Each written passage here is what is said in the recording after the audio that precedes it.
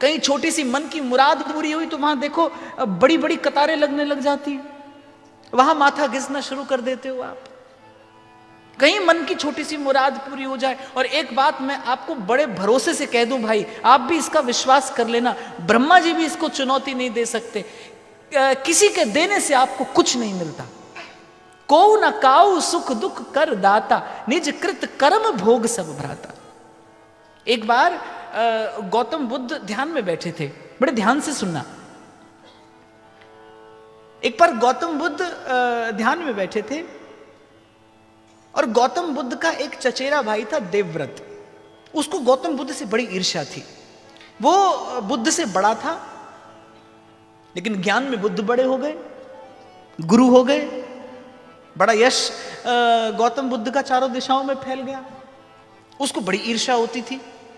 वो दिन रात यही प्रयास करता रहता था किस प्रकार गौतम बुद्ध मरे और इसकी जगह पर मैं बैठूं। ये मनुष्य की कितनी बड़ी मूर्खता है कि वो छीन कर सुख पाना चाहता है, भूल जाता है सुख तेरा दित्ता लइए, जिसको तू नवाजे उसको नवाजे जमाना। बड़ी पते की बात कही है महाराज ने, ज्यों राख है त्यों रहिए, क्योंकि वो जानते हैं कि मैं सुखी तभी हो सकता हूं जब तू मुझे सुखी करना चाहे।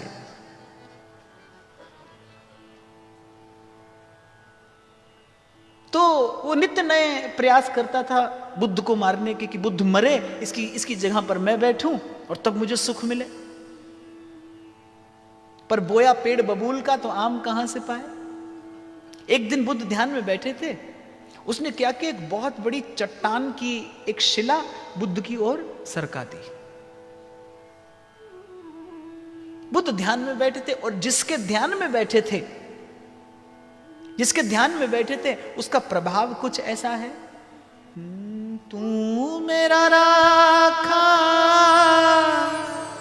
सबनी थाई, तापो के काड़ा जी। बुद्ध अपने ध्यान में मगन, जिसके सिर ऊपर तू स्वामी सो दुख कैसो पावे। चट्टान बुद्ध के बिल्कुल निकट से होकर निकल गई। बुद्ध के शिष्यों ने कहा कि बहुत समय हो गया हमको इसकी अनीति, इसका अत्याचार झेलते, अब हम इसे सबक सिखाएंगे। बुद्ध ने कहा बिल्कुल ऐसी मूर्खता न करना। उसने कहा तथागत आप अब भी शांत हैं, इसने सबके सामने आपकी हत्या करने का प्रयास किया। बुद्ध मुस्कुराए, बड़ी प्यारी बात कहते हैं, तो ज्यों अंबुज के पात में पात में पात, और त्यों संतन की बात में बात। इसीलिए मैंने कहा भाई, जीने की कला सीखनी हो तो संत से सीखिए। आर्ट ऑफ लिविंग तो वो जानता है। तो बुद्ध ने कहा कि बिल्कुल कोई मूर्खता ना हो तुम्हारी ओर से, आप ऐसा कैसे कह सकते हैं। बुद्ध ने सब शिष्यों को अपने सामने बैठाया और कहा कि देखो, इसे मैंने कभी किसी जन्म में कोई कष्ट दिया होगा तो ये मेरे लिए कष्ट बनकर आया है। मैंने न दिया होता तो ये मेरे सन्मुख ऐसा होकर नहीं आ सकता था। सारा संसार एक ओर हो जाए, मुझे एक क्षण का दुख नहीं दे सकता, मुझे एक क्षण का सुख नहीं दे सकता, मेरा कर्म है। बुद्ध तो शांत बैठे रहे, स्थिर बैठे रहे, लेकिन शिष्यों की समझ में ये बात नहीं आई। वो देवव्रत भी कहां मानने वाला था। कुछ दिन बाद उसने बुद्ध पर पागल हाथी छोड़ दिया। सबको कुचलता हुआ बुद्ध को जैसे ही मारने के लिए बुद्ध के निकट पहुंचा। बुद्ध के निकट पहुंचते ही, मैंने कहा ना कि चंदन का वृक्ष सुवास देता नहीं, प्रकृति उसकी सुवास फैलाती है। जैसे ही वो पागल हाथी वो बुद्ध के उस शांत स्थिर आभा मंडल में पहुंचा, बुद्ध के निकट पहुंचते पहुंचते सब पागलपन दूर उसका सूंड उठाकर बुद्ध को प्रणाम करता है और बड़े आदर से मस्तक झुकाकर बुद्ध के पास बैठ गया। अब शिष्य बड़ी जय जयकार करने लगे बुद्ध की। बुद्ध ने कहा यह भी मूर्खता है, उस देवव्रत को मारने जा रहे थे, यह भी मूर्खता है, और आज मेरी जय जयकार करते हो, ये कोई मेरा चमत्कार नहीं। इस जीव को मैंने कभी किसी जन्म में कोई सुख दिया होगा, सो आज मुझे सुख देने के लिए आया है। उसे कभी दुख दिया होगा, इसे कभी सुख दिया होगा। आपको नहीं लगता अगर ये एक भाव आपके जीवन में आपके जीवन में उतर आए, आपके अंतर मन में अगर ये भाव अपना स्थान बना ले, जीवन से कितना अनर्थ दूर हो जाए। जीवन में कितनी पीड़ा, कितना कष्ट हम केवल दूसरे पर दोष आरोपण करके अपने अपने सिर का बोझ बढ़ाते हैं। और इस बात को तो भाई मान लीजिए, को न काऊ सुख दुख कर दाता, कोई किसी को देने वाला नहीं। आपको भले लगता हो वहां गए, माथा टेका, मुराद पूरी हो गई, भ्रम है ये।